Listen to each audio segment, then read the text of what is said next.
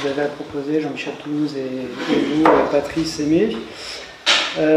Alors, moi, ce que je vois, c'est que c'est intéressant parce que je vais compléter justement admirablement donc les prises d'éléphants de parole, puisqu'en fait, c'est un discours que vous n'aurez jamais entendu. Et donc, ça me fait la part belle sur ce colloque, sur ce débat contradictoire. Alors, moi, j'ai pris le contre-pied. Donc j'ai demandé à ChatGPT de me faire justement, bah tiens, qu'est-ce que t'en penses toi, qu'est-ce que tu vas écrire sur la question qui a été proposée par Michel Lambollé. Donc c'est comment rétablir la souveraineté populaire face au fédéralisme opérant néolibéral, donc entre accolade, boycott ou élection. Et donc je lui ai fait mouliner tout ça, et en fait il m'a sorti ça en à peine 0,2 secondes, hein, comme une intelligence artificielle qui est fière de son temps de traitement. Alors la question résolue par ChatGPT, la voici, donc en deux points, et troisième point, donc les complémentaires et la conclusion.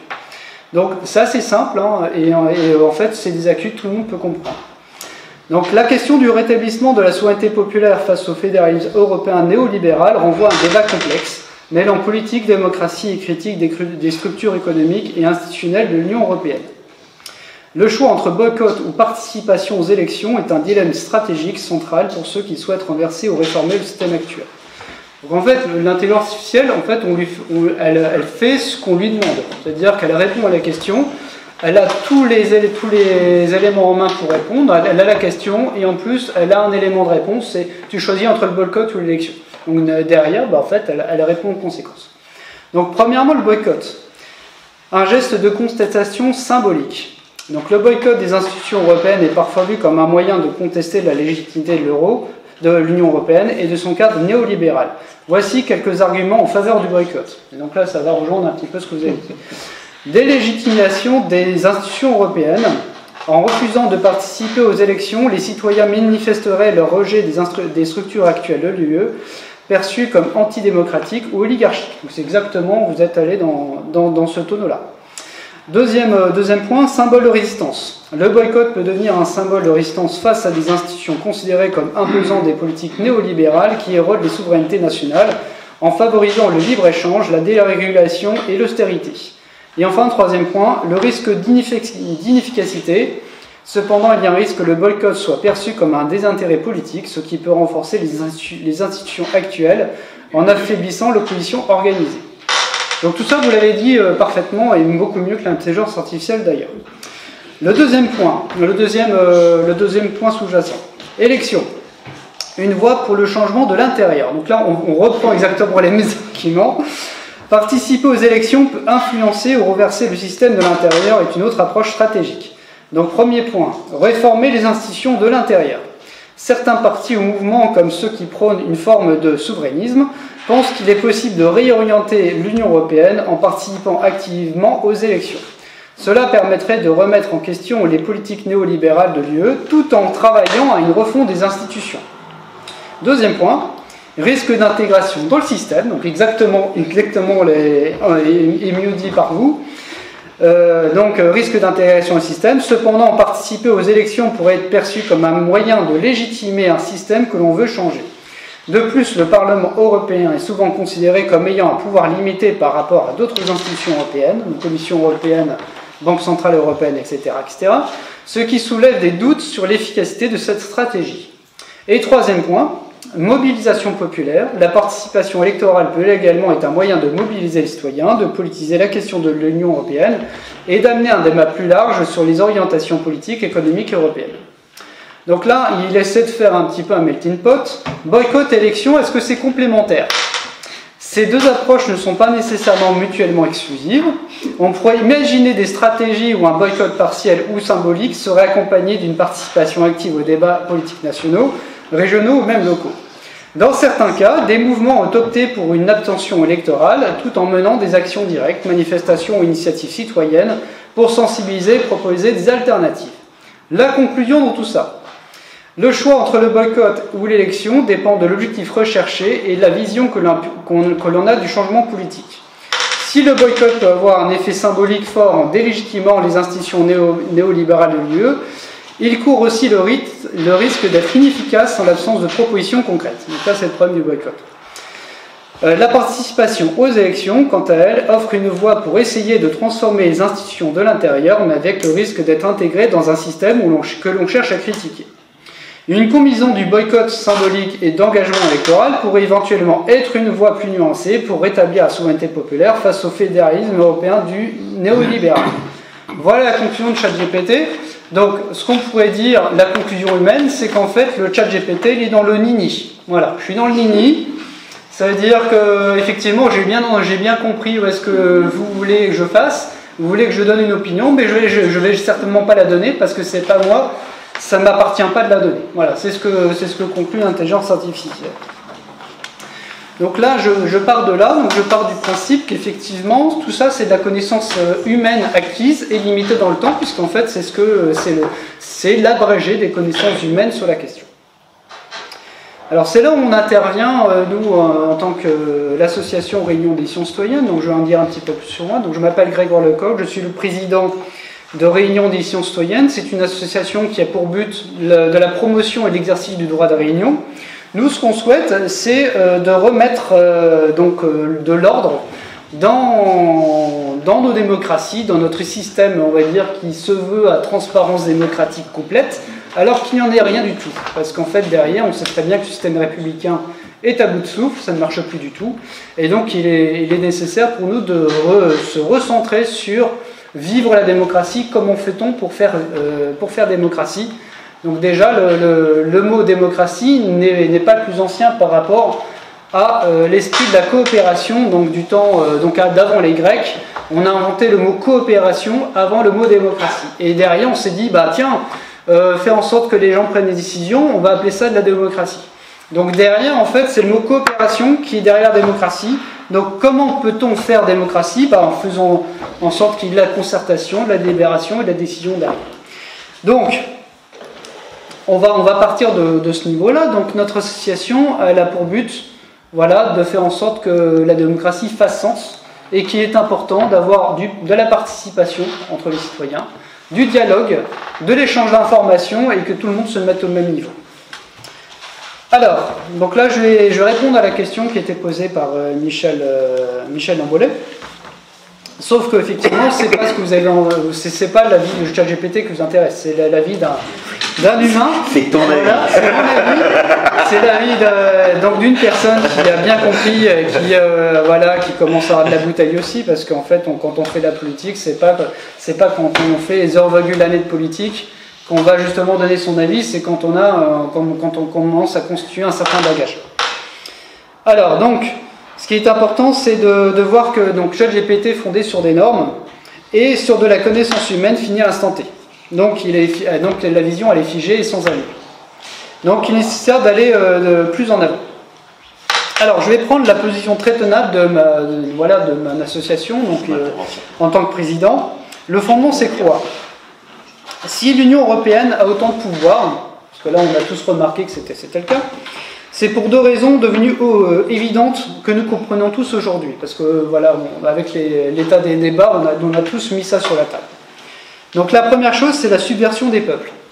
Alors comment a fait l'Union européenne? Elle a subverti les peuples. Donc en disant l'Union européenne, c'est la paix.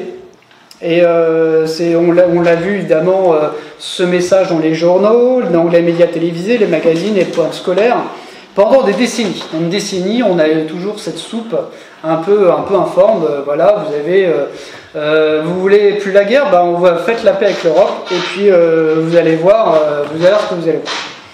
Donc tout un programme payé par des ingérences étrangères, dont nous tairons le nom aujourd'hui. Mais par contre, vous savez très bien lesquelles. C'est à qui profite le crime. Voilà. Cette construction de l'européenne, à qui profite-t-elle? Parce qu'en fait, finalement, elle ne profite pas aux Européens eux-mêmes. On voit bien que les Européens sont les dindons de la farce. Ils sont le dernier roue du carrosse. Ils n'arrivent pas à voir exactement où cette Union européenne va.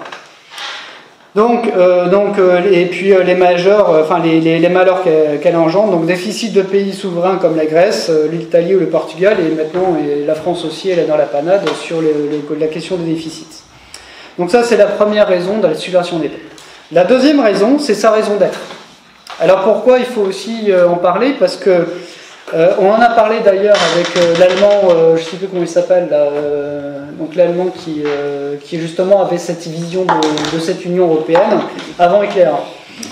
La supranationalité inavouée à ses débuts qui reprenait en main la vision des peuples germaniques. Donc l'Union européenne nous vient tout droit, donc pas de Frédéric II de Prusse, alors je pense pas qu'on puisse pas aller si loin, mais de Bismarck, ça c'est sûr, et d'Hitler. Donc ça, ce sont effectivement des grands repreneurs de la théorie, justement, qui était explicité tout à l'heure. Le rachement existe, et ses défenseurs ont prévu qu'il existe pour 1000 ans. Utilisé à bon escient aussi par des ingérences étrangères, dont nous tairons le nom pour aujourd'hui, parce que, effectivement, le peuple allemand a donc on va dire, cette idéologie de construire, de faire corps sur l'Europe. Et donc ça ne date pas d'hier, et en fait derrière, il y a une question d'hégémonie germanique qui transpire fortement de cette Union européenne et qui a été utilisée justement par des puissances étrangères. Voilà pour les fondements. Voici à présent comment combattre la supranationalité de l'Union européenne. Voilà, et là je vais répondre à la question. Alors le boycott ou les élections, c'est bien gentil, hein. Mais on n'aura pas tout le monde, parce qu'en fait, si on met tout le monde d'accord sur le boycott, on n'aura pas tout le monde d'accord, parce qu'en fait, c'est la force destructive. Donc en fait, si on prend l'ADN, ADN, A c'est l'amour, c'est la construction, D c'est la destruction, et N c'est le neutre. Donc si on pourrait, on pourrait constituer le bureau avec l'ADN. Donc on a les forces de destruction représentées par Jean-Michel Toulouse et les forces neutres qui sont représentées par les élections avec Monsieur Aimé. Et donc, mais c'est très intéressant comme point de vue parce que moi je le prends comme ça, je le prends ainsi. Donc ce qui est important, c'est de voir que c'est un peuple tout entier à convaincre. Donc tous les peuples européens à convaincre d'ailleurs, parce qu'en fait les opinions des gens sont bien ancrées dans la réalité, donc c'est pour ça qu'on parle aussi de la réalité de Jean Jaurès, etc. Il faut prendre parti de ce qui se passe dans la réalité et puis de voir comment on peut aller vers le futur. Donc, c'est bien ancré dans la réalité de l'essence de l'Union européenne. Pour certains, elle régit leur vie, donc entre parenthèses, je mets les normes pour les citoyens, donc les normes nous régissent tous, donc dans notre quotidien. Et pour les autres, ils sont bien payés pour qu'elle existe. Alors, entre parenthèses, les commissaires européens, les parlementaires, les lobbyistes et tout ce petit monde aussi qui vit dans ce microcosme. Il y en a quand même beaucoup, hein, en fait, même du temps de 1957, du temps de De Gaulle, donc ils voyaient cette situation-là, mais en fait, il s'agit de milliers de personnes qui vivent de ce système-là et en fait qui est alimenté directement par une puissance étrangère. Donc je pense qu'il faut s'y prendre autrement. Donc le pouvoir décisionnaire en France, mais aussi dans d'autres pays, a été vulgairement spolié par 230 ans d'errements et de méandres politiques. Donc je peux citer les monarchies constitutionnelles en France, je peux citer également les 5 républiques, et je peux citer les 2 empires, donc voilà, sur toute cette période. Et sans pour autant donner le pouvoir législatif au peuple. Seul De Gaulle, voilà, et c'est bien le seul, a permis de consulter les Français par la voie référendaire, donc c'est le fameux, on soumet au peuple par référendum une question donnée, tout en il mettait en jeu en plus sa propre place politique, c'est-à-dire que si jamais le peuple n'était pas d'accord, le peuple s'est exprimé, moi je m'en vais, et en fait c'était comme ça qu'il voyait cette vision de la démocratie. C'est le seul qui l'ait fait de façon aussi auguste. Voilà, il avait le pouvoir de décider, mais qu'il l'a donné de manière sporadique et éphémère dans les mains des Français, donc par justement ce vote du référendum. Donc le point de vue de Réunion d'Action citoyenne, c'est qu'il est temps qu'on aille plus loin. Donnons le pouvoir décisionnaire aux Français et que les autres peuples européens nous suivent dans cette démarche visionnaire. Parce qu'en fait, on peut reprendre 1789, on peut reprendre aussi tous les travaux qui ont été faits par les révolutionnaires de l'époque. On connaît la Constitution de 1794, si c'est 93 ou 94, je pense que c'est 94, peu importe, 93. 1793, donc le pouvoir était donné au canton avec des assemblées citoyennes partout en France, et c'était le pouvoir local, et en fait derrière, on pouvait décider des affaires locales. Donc formons des assemblées décisionnaires et populaires. Alors pourquoi pas assemblée citoyenne tout court, hein, parce qu'en fait on entend souvent le mot citoyenne à toutes les sauces. C'est parce qu'en fait, le mot citoyen, donc on l'a déjà vu et revu plusieurs fois avec les autres colloques auxquels j'ai participé, c'est que le mot citoyen fait référence à des valeurs de gauche. Alors, à bon escient, à bonne escient, j'en sais rien, mais en tout cas, c'est ce qui a été dit. Et donc, il est important qu'on aille justement dans le futur, dans la modernité, c'est qu'on a besoin justement de concerter, de faire en sorte que le peuple puisse s'approprier une nouvelle forme d'assemblée citoyenne qui soit justement orientée vers le futur, avec justement cette dénomination, les assemblées décisionnelles et populaires.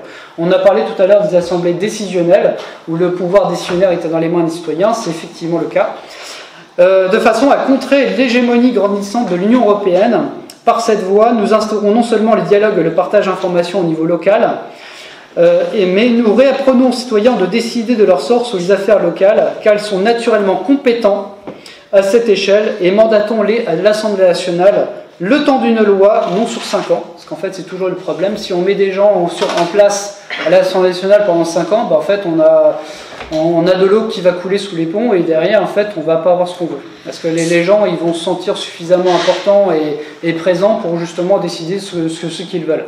Alors que si on donne un pouvoir limité aux décisionnaires, du coup derrière les gens ils vont pas faire ce qu'ils veulent, et derrière si on les dote de mandats révocatoires et impératifs le temps d'une loi, et bien c'est comme ça qu'il va y avoir justement un réassainissement, on va dire, de la matière politique sur la question. Donc je vais prendre le cas des députés qui en fait sur le budget, ils étaient 178 députés à voter la loi sur les finances, sur 577. En fait, on voit bien que les députés jouent des jours heureux, puisque derrière, ils ne sont pas tous, on va dire, sur le feu en question de la création des lois. Donc c'est important justement de retrouver ça. Et donc, ces personnes mandatées s'acquitteront parfaitement de la tâche et rentreront chez eux le travail achevé, donc le temps d'une loi. Et cela se fera car nous n'avons pas le choix. Réapprendre à faire de la politique saine, c'est réorganiser de façon pleine et entière notre pouvoir législatif. Si les deux autres pouvoirs sont en roue libre, c'est bien parce que le plus beau des pouvoirs, le pouvoir législatif, est totalement faible. On voit bien que les autres pouvoirs font exactement ce qu'ils veulent, que ce soit l'exécutif avec Macron qui est l'éminent représentant, et également le pouvoir judiciaire avec les juges qui fait en l'absence d'instruction du pouvoir législatif, en fait ils jugent un petit peu à l'emporte-pièce. Et donc menons à bien cette réforme et transformons notre pays en crise en pays prospère, car si le peuple ne vote pas les lois, il subit celles de ceux qui le font pour lui, et c'est exactement le cas de cette supranationalité européenne.